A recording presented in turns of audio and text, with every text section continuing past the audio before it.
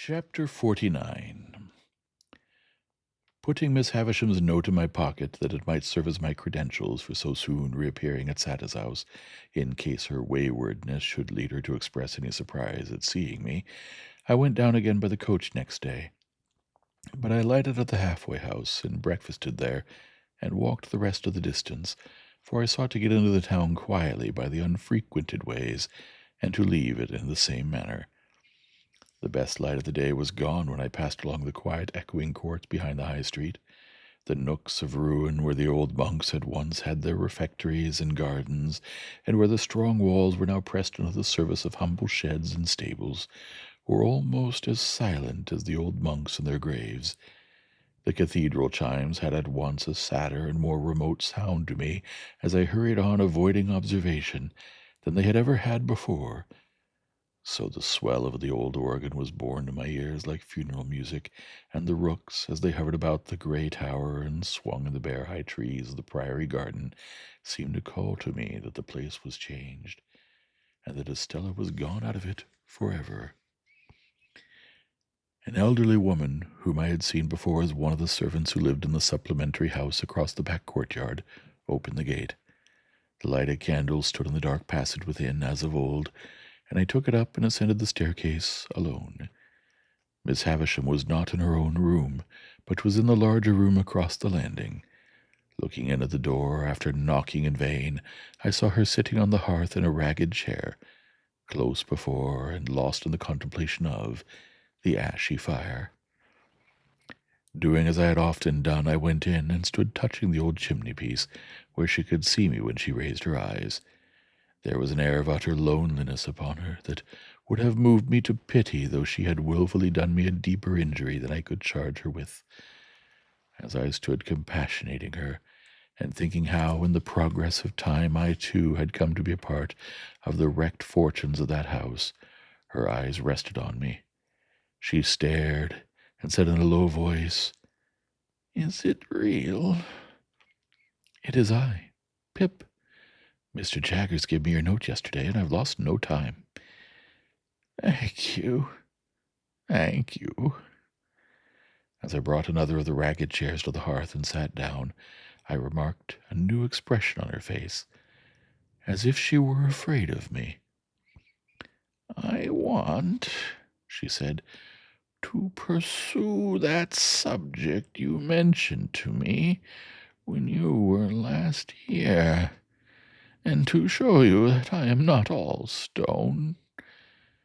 But perhaps you can never believe now that there is anything human in my heart."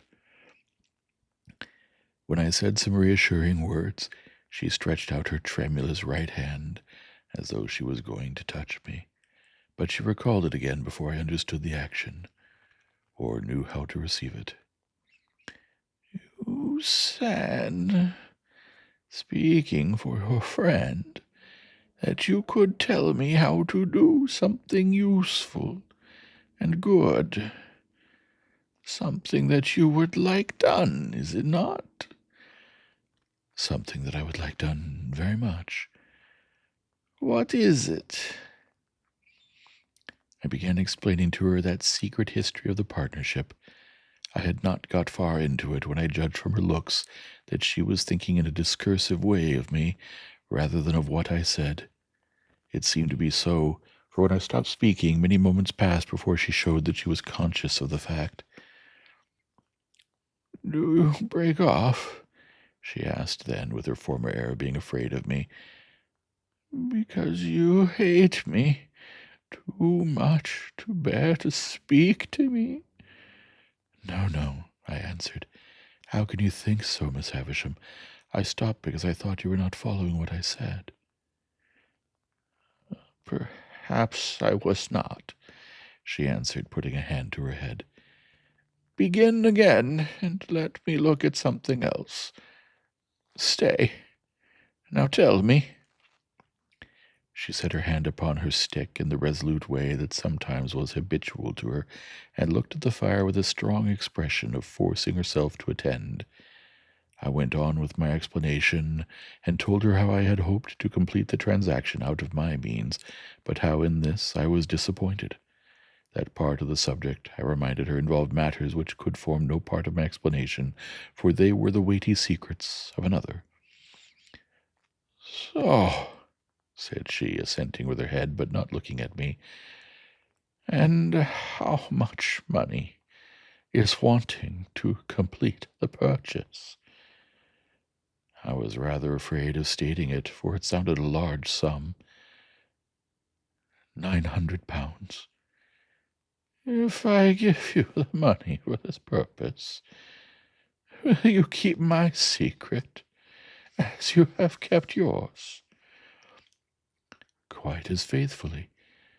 "And your mind will be more at rest?" "Much more at rest." "Are you very unhappy now?" She asked this question, still without looking at me, but in an unwonted tone of sympathy. I could not reply at the moment, for my voice failed me. She put her left arm across the head of her stick, and softly laid her forehead on it. "I am far from happy, Miss Havisham, but I have other causes of disquiet than any you know of. They are the secrets I have mentioned." After a little while she raised her head, and looked at the fire again.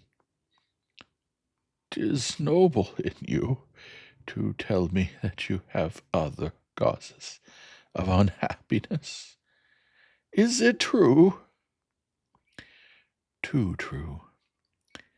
"Can I only serve you, Pip, by serving your friend? Regarding that as done, is there nothing I can do for you yourself?" "Nothing. I thank you for the question. I thank you even more for the tone of the question. But there is nothing." She presently rose from her seat, and looked about the blighted room for the means of writing. There were none there, and she took from her pocket a yellow set of ivory tablets mounted in tarnished gold, and wrote upon them with a pencil, in a case of tarnished gold, that hung around her neck. "You are still on friendly terms with Mr. Jaggers?" "Quite. I dined with him yesterday." "This is an authority to him to pay you that money, to lay out at your irresponsible discretion for your friend. I keep no money here, but if you would rather Mr. Jaggers knew nothing of the matter, I will send it to you." "Thank you, Miss Havisham. I have not the least objection of receiving it from him." She read me what she had written, and it was direct and clear, and evidently intended to absolve me from any suspicion of profiting by the receipt of the money. I took the tablets from her hand, and it trembled again, and it trembled more as she took off the chain to which the pencil was attached, and put it in mine. All this she did without looking at me. "My name is on the first leaf. If you can ever write under my name, I forgive her, though ever so long after my broken heart is dust. Pray do it." "Oh, Miss Havisham," said I can do it now. There have been sore mistakes, and my life has been a blind and thankless one, and I want forgiveness and direction far too much to be bitter with you." She turned her face to me for the first time since she had averted it, and to my amazement, I may even add to my terror, dropped on her knees at my feet, with her folded hands raised to me in the manner in which, when her poor heart was young and fresh and whole, they must often have been raised to heaven from her mother's side. To see her with her white hair and her worn face kneeling at my feet gave me a shock through all my frame. I entreated her to rise, and got my arms about her to help her up. But she only pressed that hand of mine which was nearest to her grasp, and hung her head over it and wept. I had never seen her shed a tear before, and in the hope that the relief might do her good, I bent over her without speaking. She was not kneeling now, but was down upon the ground. "Oh," she cried despairingly, "what have I done? What have I done?" "If you mean, Miss Havisham, what have you done to injure me? Let me answer. Very little. I should have loved her under any circumstances. Is she married?" "Yes." It was a needless question, for a new desolation in the desolate house had told me so. "What have I done? What have I done?" She wrung her hands and crushed her white hair, and returned to this cry over and over again. "What have I done?" I knew not how to answer, or how to comfort her.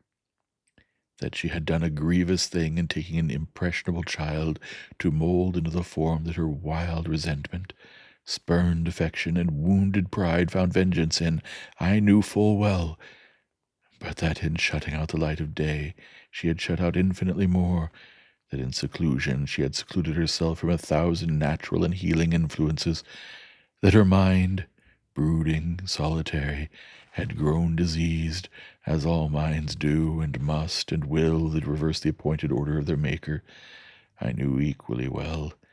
And could I look upon her without compassion, seeing her punishment in the ruin she was, in her profound unfitness for this earth on which she was placed, in the vanity of sorrow which had become a master mania, like the vanity of penitence, the vanity of remorse, the vanity of unworthiness, and other monstrous vanities that have been curses in this world? Until you spoke to her the other day, and until I saw you in a looking-glass that showed me what I once felt myself, I did not know what I had done. What have I done? What have I done? And so again, 20, 50 times over, what had she done? "Miss Havisham," I said, when her cry had died away, "you may dismiss me from your mind and conscience, but Estella is a different case. And if you can ever undo any scrap of what you have done amiss in keeping a part of her right nature away from her, it will be better to do that than to bemoan the past through 100 years." "Yes, yes, I know it. But, Pip, my dear," there was an earnest womanly compassion for me in her new affection, "my dear, believe this. When she first came to me, I meant to save her from misery like my own. At first I meant no more." "Well, well," said I hope so." But as she grew, and promised to be very beautiful, I gradually did worse, and with my praises, and with my jewels, and with my teachings, and with this figure of myself always before her, a warning to back and point my lessons, I stole her heart away, and put ice in its place. Better, I could not help saying, to have left her a natural heart, even to be bruised or broken. With that, Miss Havisham looked distracted at me for a while, and then burst out again. What had she done? "If you knew all my story," she pleaded, "you would have some compassion for me, and a better understanding of me." "Miss Havisham," I answered as delicate as I could, "I believe I may say that I do know your story, and have known it ever since I first left this neighborhood. It has inspired me with great commiseration, and I hope I understand it and its influences. Does what has passed between us give me any excuse for asking you a question relative to Estella, not as she is, but as she was when she first came here?" She was seated on the ground, with her arms on the ragged chair, and her head leaning on them. She looked full at me when I said this, and replied, "Go on." "Whose child was Estella?" She shook her head. "You don't know?" She shook her head again. "But Mr. Jaggers brought her here, or sent her here?" brought her here. Will you tell me how that came about?" She answered in a low whisper and with caution. "I had been shut up in these rooms a long time. I don't know how long. You know what time the clocks keep here. When I told him that I wanted a little girl to rear and love and save from my fate, I had first seen him when I sent for him to lay this place waste for me, having read of him in the newspapers before I and the world parted.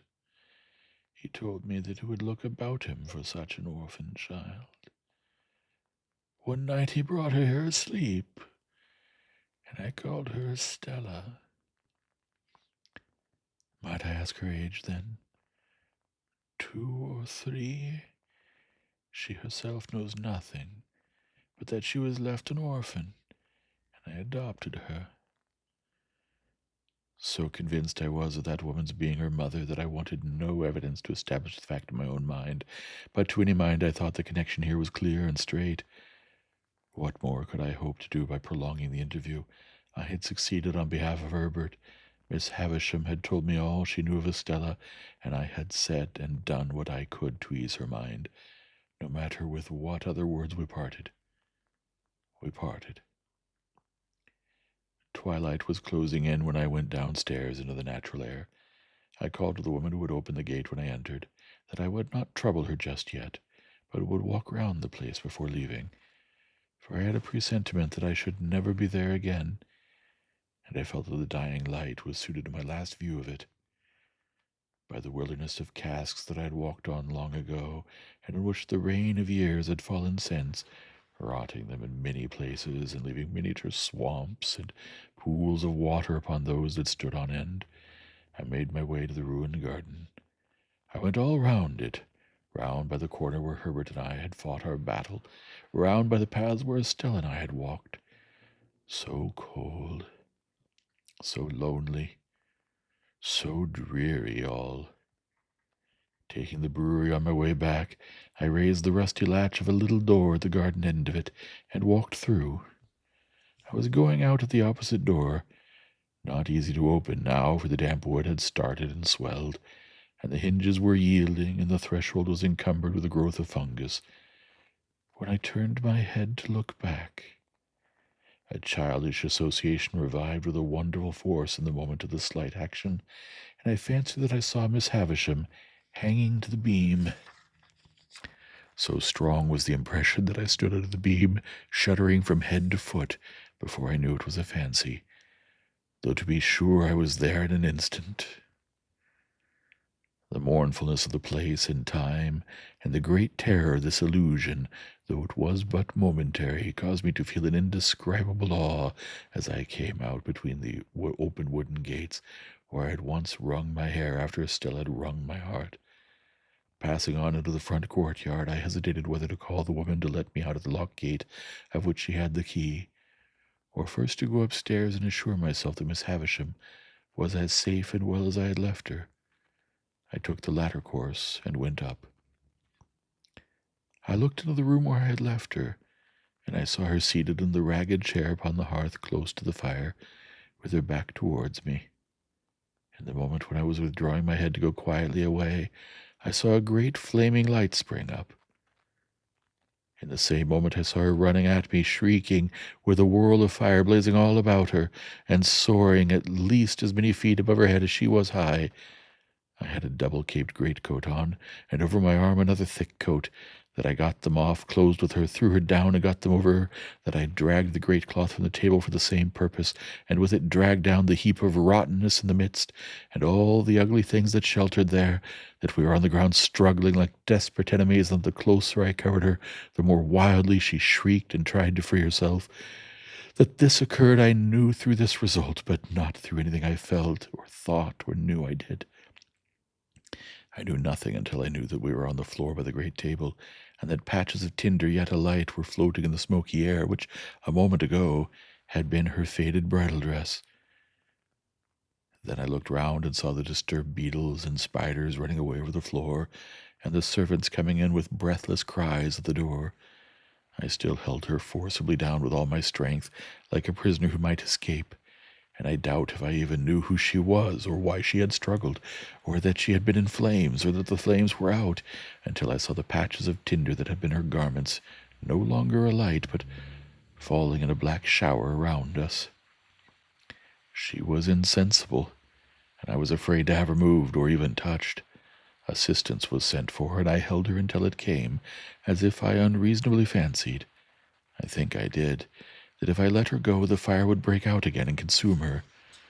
When I got up, on the surgeons coming to her with other aid, I was astonished to see that both my hands were burnt, for I had no knowledge of it through the sense of feeling.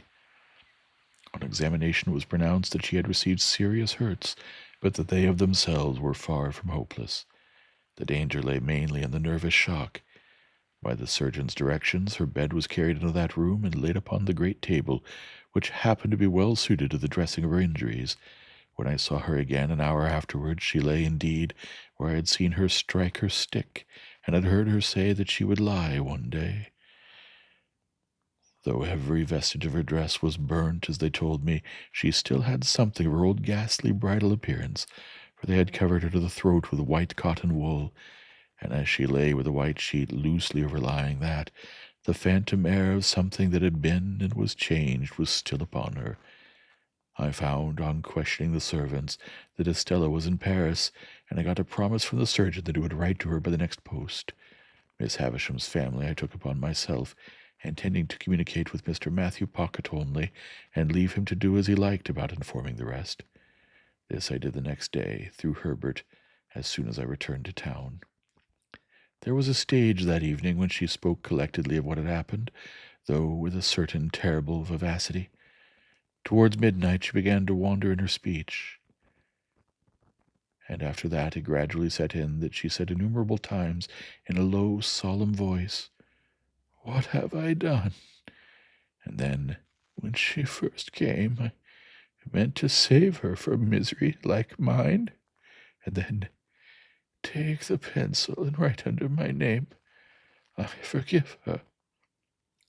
She never changed the order of these 3 sentences, but she sometimes left out a word in one or other of them, never putting in another word, but always leaving a blank and going on to the next word.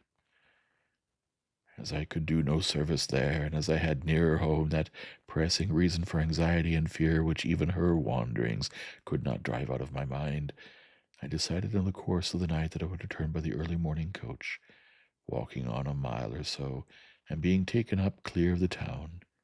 At about 6 o'clock in the morning, therefore, I leaned over her and touched her lips with mine, just as they said, not stopping for being touched, "Take the pencil and write under my name. I forgive her." Chapter 50.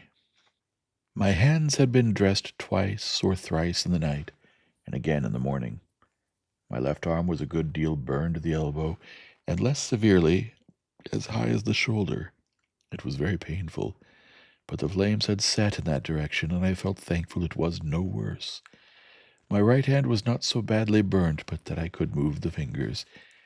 It was bandaged, of course, but much less inconveniently than my left hand and arm. Those I carried in a sling, and I could only wear my coat like a cloak, loose over my shoulders and fastened at the neck. My hair had been caught by the fire, but not my head or face. When Herbert had been down to Hammersmith and seen his father, he came back to me at our chambers, and devoted the day to attending on me. He was the kindest of nurses, and at stated times took off the bandages, and steeped them in the cooling liquid that was kept ready, and put them on again, with a patient tenderness that I was deeply grateful for. At first, as I lay quiet on the sofa, I found it painfully difficult, I might say impossible, to get rid of the impression of the glare of the flames, their hurry and noise, and the fierce burning smell. If I dozed for a minute, I was awakened by Miss Havisham's cries, and by her running at me with all that height of fire above her head. This pain of the mind was much harder to strive against than any bodily pain I suffered, and Herbert, seeing that, did his utmost to hold my attention engaged. Neither of us spoke of the boat, but we both thought of it. That was made apparent by our avoidance of the subject, and by our agreeing, without agreement, to make recovery of the use of my hands a question of so many hours, not of so many weeks. My first question when I saw Herbert had been, of course, whether all was well down the river. As he replied in the affirmative with perfect confidence and cheerfulness, we did not resume the subject until the day was wearing away. But then, as Herbert changed the bandages more by the light of the fire than by the outer light, he went back to it spontaneously. I sat with Provis last night, Handel. 2 good hours. Where was Clara? Dear little thing, said Herbert. She was up and down with Gruff and Grim all the evening. He was perpetually pegging at the floor the moment she left his sight. I doubt if he can hold out long, though. What with rum and pepper and rum, I should think his pegging must be nearly over. And then you will be married, Herbert? How can I take care of the dear child otherwise? Lay your arm out upon the back of the sofa, my dear boy, and I'll sit down here and get the bandage off so gradually that you shall not know when it comes. I was speaking of Provis. Do you know, Handel, he improves? I said to you I thought he was softened when I last saw him. So you did, and so he is. He was very communicative last night and told me more of his life. You remember his breaking off here about some woman that he had had great trouble with? Did I hurt you? I had started, but not under his touch. His words had given me a start. I had forgotten that, Herbert, but I remember it now you speak of it. Well, he went into that part of his life, and a dark, wild part it is. Shall I tell you? Or would it worry you just now? Tell me by all means. Every word. Herbert bent forward to look at me more nearly, as if my reply had been rather more hurried or more eager than he could quite account for. Your head is cool? He said, touching it. Quite, said I. Tell me what Provis said, my dear Herbert. It seems, said Herbert, there's a bandage off most charmingly, and now comes the cool one. Makes you shrink at first, my poor dear fellow, don't it? But it will be comfortable presently. It seems that the woman was a young woman, and a jealous woman, and a revengeful woman, revengeful, Handel, to the last degree. To what last degree? Murder. Does it strike too cold on that sensitive place? I don't feel it. How did she murder? Whom did she murder? Why, the deed may not have merited quite so terrible a name, said Herbert, but she was tried for it, and Mr. Jaggers defended her, and the reputation of that defense first made his name known to Provis. It was another and a stronger woman who was the victim, and there had been a struggle in a barn. Who began it, or how fair it was, or how unfair, may be doubtful, but how it ended is certainly not doubtful, for the victim was found throttled. Was the woman rotting guilty? No, she was acquitted. My poor Handel, I hurt you. It's impossible to be gentler, Herbert. Yes, what else? This acquitted young woman in Provis had a little child of whom Provis was exceedingly fond. On the evening of the very night when the object of her jealousy was strangled, as I tell you, the young woman presented herself before Provis for one moment, and swore that she would destroy the child, which was in her possession, and he should never see it again. Then she vanished. There's the worst arm comfortably in the sling once more, and now there remains but the right hand, which is a far easier job. I can do it better by this light than by a stronger, for my hand is steadiest when I don't see the poor blistered patches too distinctly. You don't think your breathing is effective, my dear boy? You seem to breathe quickly.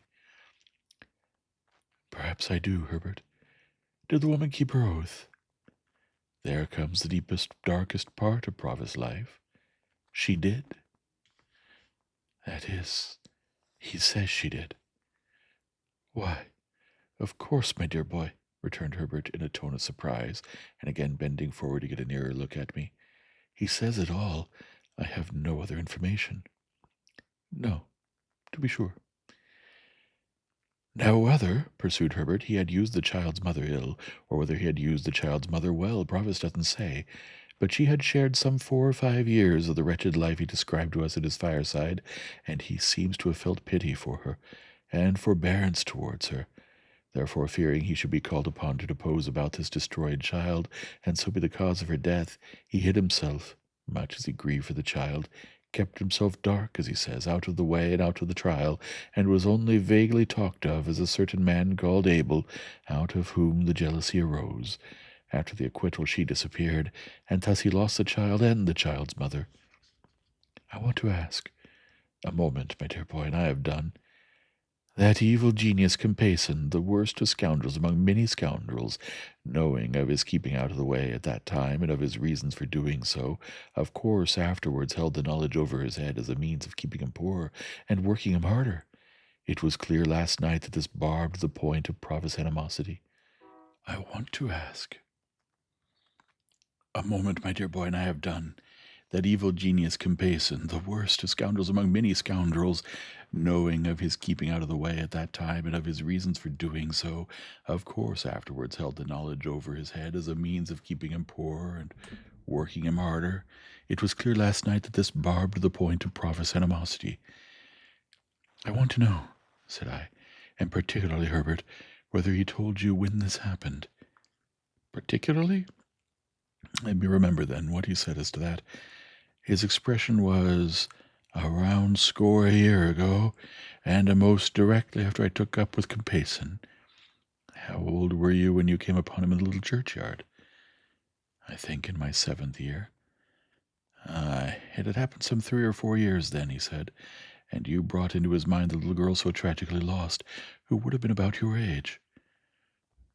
Herbert, said I after a short silence in a hurried way, can you see me best by the light of the window, or the light of the fire? By the firelight, answered Herbert, coming close again. Look at me. I do look at me, my dear boy. Touch me. I do touch you, my dear boy. You are not afraid that I'm in any fever, or that my head is much disordered by the accident of last night? No, my dear boy, said Herbert, after taking time to examine me. You are rather excited, but you're quite yourself. I know I'm quite myself, and the man we have in hiding down the river is Estella's father. Chapter 51. What purpose I had in view when I was hot on tracing out and proving Estella's parentage, I cannot say. It will presently be seen that the question was not before me in a distinct shape until it was put before me by a wiser head than my own. But when Herbert and I held our momentous conversation, I was seized with a feverish conviction that I ought to hunt the matter down, that I ought not to let it rest, but that I ought to see Mr. Jaggers, and come at the bare truth. I really do not know whether I felt that I did this for Estella's sake, or whether I was glad to transfer to the man in whose preservation I was so much concerned some rays of the romantic interest that had so long surrounded me. Perhaps the latter possibility may be nearer the truth. Anyway, I could scarcely be withheld from going out to Gerrard Street that night. Herbert's representations that if I did, I should probably be laid up and stricken useless, when our fugitive's safety would depend upon me, alone restrained my impatience. On the understanding, again and again reiterated, that, come what would, I was to go to Mr. Jaggers tomorrow, I at length submitted to keep quiet, and to have my hurts looked after, and to stay at home. Early next morning we went out together, and at the corner of Giltspur Street by Smithfield, I left Herbert to go his way into the city, and took my way to Little Britain. There were periodical occasions when Mr. Jaggers and Wemmick went over the office accounts, and checked off the vouchers, and put all things straight. On these occasions Wemmick took his books and papers into Mr. Jaggers' room, and one of the upstairs clerks came down into the outer office. Finding such clerk on Wemmick's post that morning, I knew what was going on, but I was not sorry to have Mr. Jaggers and Wemmick together, as Wemmick would then hear for himself that I said nothing to compromise him. My appearance, with my arm bandaged and my coat loose over my shoulders, favored my object. Although I had sent Mr. Jaggers a brief account of the accident as soon as I had arrived in town, yet I had to give him all the details now, and the speciality of the occasion caused our talk to be less dry and hard, and less strictly regulated by the rules of evidence than it had been before. While I described the disaster, Mr. Jaggers stood, according to his wont, before the fire. Wemmick leaned back in his chair, staring at me, with his hands in the pockets of his trousers, and his pen put horizontally into the post. The two brutal casts, always inseparable in my mind from the official proceedings, seemed to be congestively considering whether they didn't smell fire at the present moment. My narrative finished, and their questions exhausted, I then produced Miss Havisham's authority to receive the £900 for Herbert. Mr. Jagger's eyes retired a little deeper into his head when I handed him the tablets, but he presently handed them over to Wemmick, with instructions to draw the cheque for his signature. While that was in course of being done, I looked on at Wemmick as he wrote, and Mr. Jaggers, poising and swaying himself in his well-polished boots, looked on at me.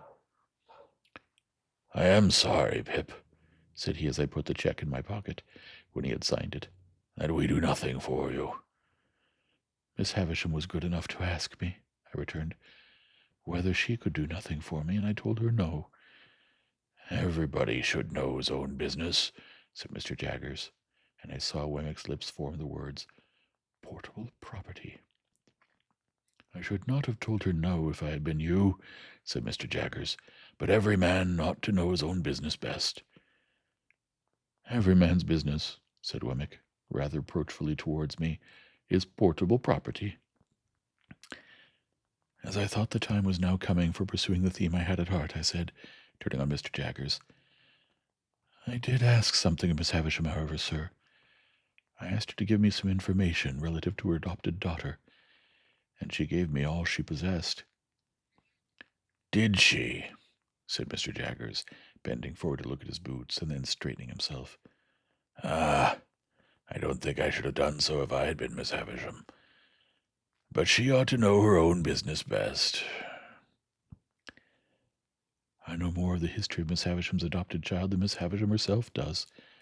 I know her mother, sir." Mr. Jaggers looked at me inquiringly and repeated, "Mother?" "I have seen her mother within these 3 days." "Yes?" said Mr. Jaggers. "And so have you, sir, and you have seen her still more recently." "Yes?" said Mr. Jaggers. "Perhaps I know more of Estella's history than even you do," said I. "I know her father, too." A certain stop that Mr. Jaggers came to in his manner, he was too self-possessed to change his manner, but he could not help its being brought to an indefinably attentive stop, assured me that he did not know who her father was. This I had strongly suspected from Provis' account, as Herbert had repeated, of his having kept himself dark, which I pieced on to the fact that he himself was not Mr. Jagger's client until some 4 years later, and when he could have no reason for claiming his identity. But I could not be sure of this unconsciousness on Mr. Jagger's part before, though I was quite sure of it now. "So you know the young lady's father, Pip?" said Mr. Jaggers. "Yes," I replied, "and his name is Provis, from New South Wales." Even Mr. Jaggers started when I said those words. It was the slightest start that could escape a man, the most carefully repressed and the sooner checked. But he did start, though he made it a part of the action of taking out his pocket handkerchief. How Wemmick received the announcement I am unable to say, for I was afraid to look at him just then, lest Mr. Jagger's sharpness should detect that there had been some communication unknown to him between us. "And on what evidence, Pip?" asked Mr. Jaggers, very coolly as he paused with his handkerchief halfway to his nose. "Does Provis make this claim?" "He does not make it," said I, "and has never made it, and has no knowledge or belief that his daughter is in existence." For once the powerful pocket handkerchief failed. My reply was so unexpected that Mr. Jaggers put the handkerchief back into his pocket without completing the usual performance, folded his arms, and looked with stern attention at me, though with an immovable face. Then I told him all I knew, and how I knew it, with the one reservation that I left him to infer that I knew from Miss Havisham what I in fact knew from Wemmick. I was very careful indeed as to that, nor did I look towards Wemmick until I had finished all I had to tell, and had been for some time silently meeting Mr. Jagger's look.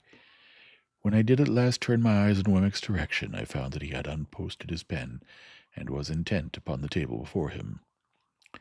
"Ah," said Mr. Jaggers at last, as he moved towards the papers on the table. "What item was it you were at, Wemmick, when Mr. Pip came in?" But I could not submit to be thrown off in that way, and I made a passionate, almost an indignant appeal to him to be more frank and manly with me. I reminded him of the false hopes into which I had lapsed, the length of time they had lasted, and the discovery I had made, and I hinted at the danger that weighed upon my spirits. I represented myself as being surely worthy of some little confidence from him in return for the confidence I had just now imparted. I said that I did not blame him, or suspect him, or mistrust him, but I wanted assurance of the truth from him. And if he asked me why I wanted it and why I thought I had any right to it, I would tell him, little as he cared for such poor dreams, that I had loved Estella dearly and long, and that although I had lost her and must live a bereaved life, whatever concerned her was still nearer and dearer to me than anything else in the world. And seeing that Mr. Jaggers stood quite still and silent, and apparently quite obdurate under this appeal, I turned to Wemmick and said, "Wemmick, I know you to be a man with a gentle heart.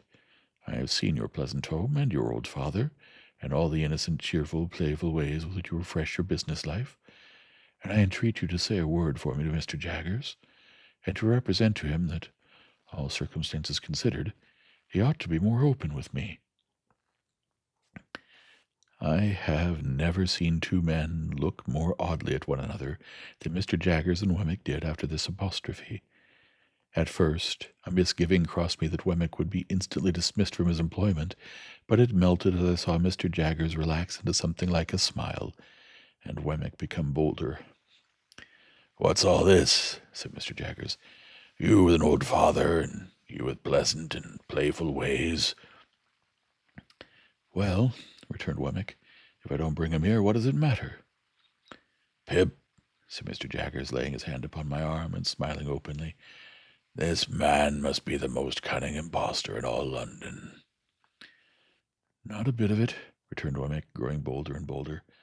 "I think you're another." Again they exchanged their former odd looks, each apparently still distrustful that the other was taking him in. "You with a pleasant home," said Mr. Jaggers. "Since I don't interfere with business," returned Wemmick, "let it be so. Now I look at you, sir, I shouldn't wonder if you might be planning and contriving to have a pleasant home of your own one of these days, when you're tired of all this work." Mr. Jaggers nodded his head retrospectively 2 or 3 times, and actually drew a sigh. "Pip," said he, "we won't talk about poor dreams. You know more about such things than I, having much fresher experience of that kind. But now about this other matter, I'll put a case to you. Mind, I admit nothing." He waited for me to declare that I quite understood that he expressly said that he admitted nothing. "Now, Pip," said Mr. Jaggers, "put this case. Put the case that a woman, under such circumstances as you have mentioned, held her child concealed and was obliged to communicate the fact to her legal adviser, on his representing to her that he must know, with an eye to the latitude of his defense, how the fact stood about that child. Put the case that at the same time he held a trust to find a child for an eccentric rich lady to adopt and bring up." "I follow you, sir." "Put the case that he lived in an atmosphere of evil, and that all he saw of children was their being generated in great numbers for certain destruction.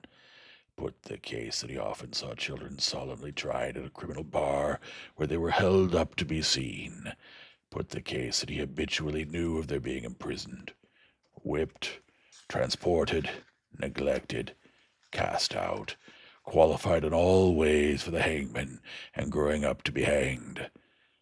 Put the case that pretty nigh all the children he saw in his daily business life he had reason to look upon as so much spawn, to develop into the fish that were to come to his net, to be prosecuted, defended, forsworn, made orphans, bedeviled somehow." "I follow you, sir."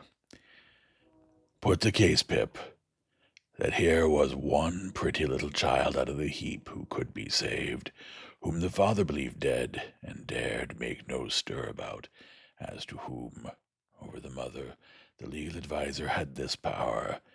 I know what you did and how you did it. You came so and so, you did such and such things to divert suspicion. I have tracked you through it all, and I tell it to you all. Part with the child unless it should be necessary to produce it to clear you, and then it shall be produced. Give the child into my hands, and I will do my best to bring you off. If you are saved, your child is saved too. If you are lost, your child is still saved. Put the case that this was done, and that the woman was cleared, I understand you perfectly. but that I make no admissions. That you make no admissions. And Wemmick repeated, no admissions. Put the case, Pip, that passion and the terror of death had a little shaken the woman's intellects, and that when she was set at liberty, she was scared out of the ways of the world, and went to him to be sheltered. Put the case that he took her in, and that he kept down the old, wild, violent nature whenever he saw an inkling of its breaking out, by asserting his power over her in the old way. Do you comprehend the imaginary case? Quite. Put the case that the child grew up, and was married for money, that the mother was still living, that the father was still living, that the mother and father, unknown to one another, were dwelling within so many miles, furlongs, yards, if you like, of one another, that the secret was still a secret, except that you had got wind of it. Put that last case to yourself very carefully. I do. Ask Wemmick to put it to himself very carefully. And Wemmick said, I do. For whose sake would you reveal the secret? For the father's? I think you would not be much the better for the mother. For the mother's? I think if she had done such a deed she would be safer where she was. For the daughter's? I think it would hardly serve her to establish her parentage for the information of her husband, and to drag her back to disgrace after an escape of 20 years, pretty secure to last for life. But add the case that you had loved her, Pip, and had made her the subject of those poor dreams which have, at one time or another, been in the heads of more men than you think likely. Then I tell you that you had better, and would much sooner, when you had thought well of it, chop off that bandaged left hand of yours with your bandaged right hand, and then pass the chopper on to Wemmick there to cut that off too. I looked at Wemmick, whose face was very grave. He gravely touched his lips with his forefinger. I did the same. Mr. Jaggers did the same. Now, Wemmick, said the latter then, resuming his usual manner, what item was it you were at when Mr. Pip came in? Standing by for a little while they were at work, I observed that the odd looks they had cast at one another were repeated several times, with this difference now that each of them seemed suspicious, not to say conscious, of having shown himself in a weak and unprofessional light to the other. For this reason, I suppose, they were now inflexible with one another, Mr. Jaggers being highly dictatorial, and Wemmick obstinately justifying himself whenever there was the smallest point in abeyance for a moment. I had never seen them on such ill terms, for generally they got on very well indeed together. But they were both happily relieved by the opportune appearance of Mike, the client with the fur cap and the habit of wiping his nose on his sleeve, whom I had seen on the very first day of my appearance within those walls. This individual, who either in his own person or in that of some member of his family seemed to be always in trouble, which in that place meant Newgate, called to announce that his eldest daughter was taken up on suspicion of shoplifting. As he imparted this melancholy circumstance to Wemmick, Mr. Jaggers, standing magisterially before the fire and taking no share in the proceedings, Mike's eye happened to twinkle with a tear. "What are you about?" demanded Wemmick with the utmost indignation. "What do you come snivelling here for?" "I didn't go to do it, Mr. Wemmick." "You did," said Wemmick. "How dare you? You're not in a fit state to come here, if you can't come here without splintering like a bad pen. What do you mean by it?" "A man can't help his feelings, Mr. Wemmick," pleaded Mike. "His what?" demanded Wemmick quite savagely. "Say that again." "Now look here, my man," said Mr. Jaggers, advancing a step and pointing to the door. "Get out of this office. I'll have no feelings here. Get out." "It serves you right," said Wemmick. "Get out." So the unfortunate Mike very humbly withdrew, and Mr. Jaggers and Wemmick appeared to have re-established their good understanding, and went to work again with an air of refreshment upon them, as if they had just had lunch. Chapter 52. From Little Britain I went, with my cheque in my pocket, to Miss Skiffin's brother the accountant, and Miss Skiffin's brother the accountant going straight to Clarriker's and bringing Clarriker to me, I had the great satisfaction of concluding that arrangement. It was the only good thing I had done, and the only completed thing I had done, since I was first apprised of my great expectations. Clarriker informing me on that occasion that the affairs of the house were steadily progressing, that he would now be able to establish a small branch house in the east which was wanted for the extension of the business, and that Herbert in his new partnership capacity would go out and take charge of it, I found that I must have prepared for separation from my friend, even though my own affairs had been more settled. And now indeed I felt as if my last anchor were loosening its hold, and I should soon be driving with the winds and waves. But there was recompense in the joy with which Herbert would come home of a night and tell me of these changes, little imagining that he told me no news, and would sketch airy pictures of himself conducting Clara Barley to the land of the Arabian Nights, and of me going out to join them, with a caravan of camels, I believe, and on our all going up the Nile and seeing wonders. Without being sanguine as to my own part in those bright plans, I felt that Herbert's way of clearing fast, and that old Bill Barley had but to stick to his pepper and rum, and his daughter would soon be happily provided for. We had now got into the month of March. My left arm, though it presented no bad symptoms, took, in the natural course, so long to heal that I was still unable to get a coat on. My right arm was tolerably restored, disfigured, but fairly serviceable. On a Monday morning, when Herbert and I were at breakfast, I received the following letter from Wemmick by the post. Walworth, burn this as soon as read. Early in the week, or say Wednesday, you might do what you know of if you felt disposed to try it. Now burn.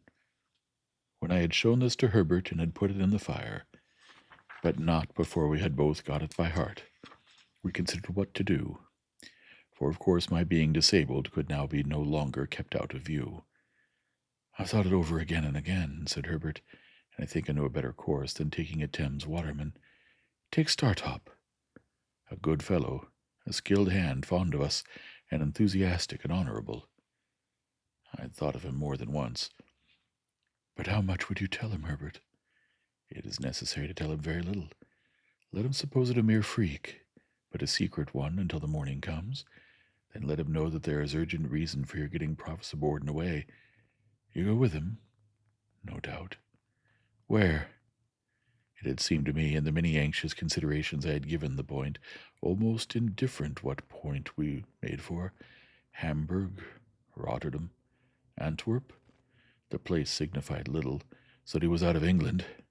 Any foreign steamer that fell in our way and would take us up would do. I had always proposed to myself to get him well down the river in the boat, certainly well beyond Gravesend, which was a critical place for search or inquiry if suspicion were afoot. As foreign steamers would leave London at about the time of high water, our plan would be to get down the river by previous ebb tide, and lie by in some quiet spot until we could pull off to one. The time when one would be due where we lay, wherever that might be, could be calculated pretty nearly if we made inquiries beforehand. Herbert assented to all this, and we went out immediately after breakfast to pursue our investigations. We found that a steamer for Hamburg was likely to suit our purpose best, and we directed our thoughts chiefly to that vessel.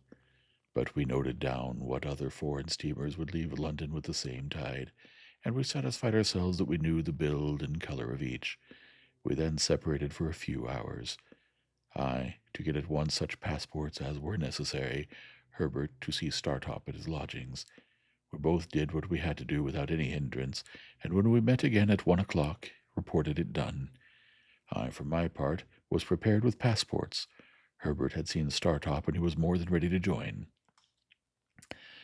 Those two should pull a pair of oars, we settled, and I would steer. Our charge would be sitter, and keep quiet. As speed was not our object, we should make our way enough. We arranged that Herbert should not come home to dinner before going to Mill Pond Bank that evening, that he should not go there at all tomorrow evening. Tuesday, that he should prepare Provis to come down to some stairs hard by the house on Wednesday, when he saw us approach, and not sooner, that all the arrangements with him should be concluded that Monday night, and that he should be communicated with no more in any way until we took him on board.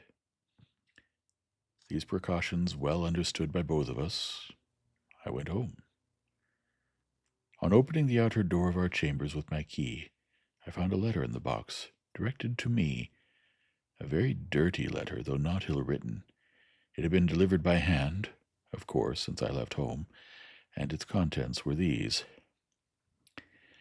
If you are not afraid to come to the old marshes tonight or tomorrow night at 9, and to come to the little sluice house by the lime kiln, you had better come. If you want information regarding your Uncle Provis, you had much better come and tell no one, and lose no time. You must come alone. Bring this with you. I had had load enough upon my mind before the receipt of this strange letter. What to do now I could not tell, and the worst was that I must decide quickly, or I should miss the afternoon coach, which would take me down in time for tonight. Tomorrow night I could not think of going, for it would be too close upon the time of the flight. And again, for anything I knew, the proffered information might have some important bearing on the flight itself. If I had had ample time for consideration, I believe I should still have gone. Having hardly had any time for consideration, my watch showing me that the coach started within half an hour, I resolved to go. I should certainly not have gone but for the reference to my Uncle Provis. That, coming on Wemmick's letter and the morning's busy preparation, turned the scale. It is so difficult to become clearly possessed of the contents of almost any letter in a violent hurry, that I had to read this mysterious epistle again twice before its injunction to me to be secret got mechanically into my mind.